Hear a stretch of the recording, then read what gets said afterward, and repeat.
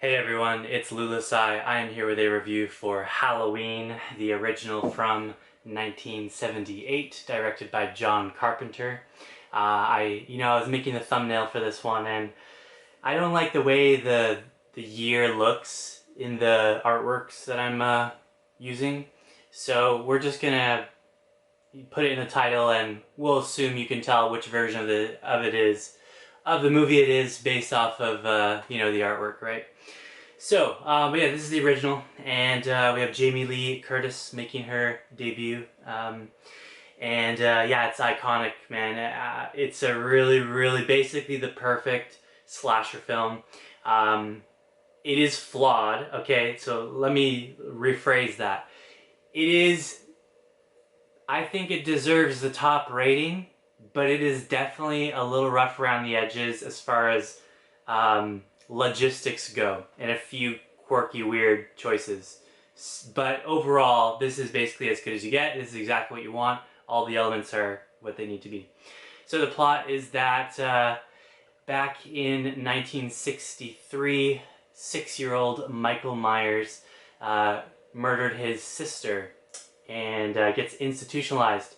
15 years later, we learn that Dr. Samuel Loomis, he is, which by the way, is that why Billy Loomis, is that why he gets his name in Scream? I just realized, I just made that connection just now.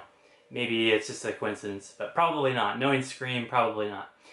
Anyways, so this doctor spent 15 years trying to rehabilitate and reach out to Michael, but he has decided and realized that Michael is simply pure evil and he just needs to be locked away forever. But of course, Michael escapes, and I forgot to mention that, the original murder took place on Halloween night, and I think I forgot.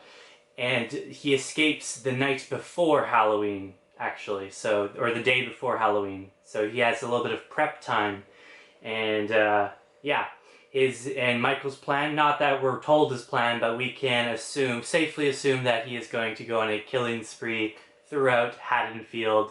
And the last real important plot element is that on Halloween night, is that we follow Laurie Strode, who becomes the fixation of Michael throughout the film. So let's start with, maybe we start with the negatives actually, because I don't want to accidentally forget them, because they are kind of, they're a little bit missable, I guess, if you're not going in with like a true critic's brain and paying 100% attention like I just did. So I should also mention this is only my second time watching this one. I've seen a lot of other horror movies way more times than just 2 times, but this one, for whatever reason, it's only my second time seeing it. So yeah. Okay, so let's start with the negatives. And this isn't actually going to impact the score, which is a little unfair, but it's just because of the status of the film, how influential it is, and most importantly the music, which we'll talk about later, and the fact that all the elements are working effectively. So, but that's the thing, I will give more movies that have flaws 10 out of 10 scores. That's just the way it is sometimes, because it's rarely is something ever actually perfect. Very rarely.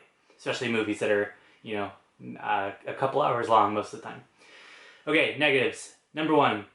A character named Bob makes a wildly left-fielded, inappropriate joke for seemingly no reason. I guess he's trying to make his girlfriend laugh, but like, bro, how... I mean, of all the jokes to choose, that is one of the strangest ones he possibly could have said. In fact, it's so bad that I can't even say it or describe it on this channel, because I'm sure some content detection bot will take notice. So just know that Bob is extremely sus in this movie. Number 2, the logic. So the plausibility of the film. I can forgive things like, oh, of course, how convenient it is that Michael escapes the night before, or the day before Halloween. Stuff like that. It's thematic, it's for the story, it's whatever, right? But some stuff does kind of go too far and breaks the believability down a bit. So the biggest one for me, I'm sure there's a lot you can pick apart if you really want to, but the biggest one for me is the driving that Michael does. So Michael is incarcerated between the ages of 5 and 21. So how is he able to perfectly drive a presumably manual vehicle, which I don't even know if I could drive one if I had to do it right now. I drive automatics. So he's able to do that, plus he's also able, so he can operate the vehicle perfectly. That's one thing. But the more ridiculous thing is that he's able to perfectly follow and obey all rules of the road. He's a great driver. Like, he's a really, really good driver in this, and it doesn't make sense. If this was real life, then he would, be swerving over the road or making errors or not knowing right of way, and a cop would pull him over and then realize there's a warrant for him. Of course, the movie can't let that happen, so the solution is just, he doesn't need to be in a car. Maybe he can escape using a car, but he doesn't need, he's very much driving around a lot in this movie, and I think that was a mistake. I think it hurts the believability, and yeah. The last issue is not actually a problem with the movie. It wouldn't have affected the score anyway, regardless. Just a funny thing to mention, though, is the men in this film, they are unable to perform, if you catch my drift. So basically, the boyfriend in the opening scene, he only lasts, I'm speaking in code right now, again for YouTube algorithm's sake, he's only able to last for about 1 minute and 6 or 7 seconds. Okay, I did not mean to do the 6-7 meme on purpose, but oh well. And the other guy, Bob, he only lasts a few seconds. It's pretty funny. So I don't know what the possible greater purpose or thematic meaning of that could be, but maybe John Carpenter has something he wants to tell us. I'm just kidding. But yeah, it is funny though still. Probably no reason at all, just I don't know, he was just going for a joke, or he was just going for some realism, I guess. Yeah, now for the positives though. So, every single element, except maybe the believability, is 10 out of 10, perfection. This is the exact benchmark staple of how to do it. So, you've got the main villain. He is intimidating, he's genuinely scary, the fear builds up over time.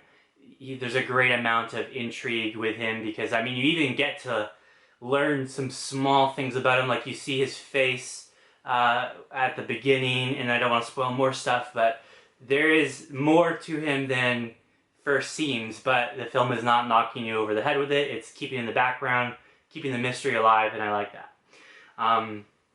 Yeah, so the villain obviously is excellent. I love his design and just his presence and the despair and everything, just really, really effective. The protagonist, surprisingly good, and I say that because there's a lot of horror movies that don't have the best main characters. They can often be annoying or overly stupid to get themselves in bad situations. Laurie's not stupid, she's not annoying, she is simple, but she's just sympathetic enough. So we learn just enough about her to be sympathetic, but not too much to take away from the main experience, the reason we're all watching the movie. It's not like we have to learn all of her trauma and backstory and everything. She's just a regular person that you can identify with, and she's making good decisions for the most part.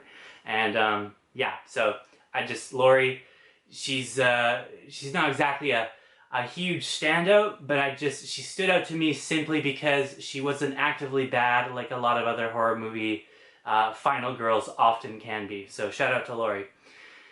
I love this setting. Haddonfield, man, it's like the perfect storm for a movie, having a psychotic person break out and then just go on a killing spree on Halloween in this suburban rich people's family surrounded, you know what I mean? It really is the perfect storm, so great concept for a movie.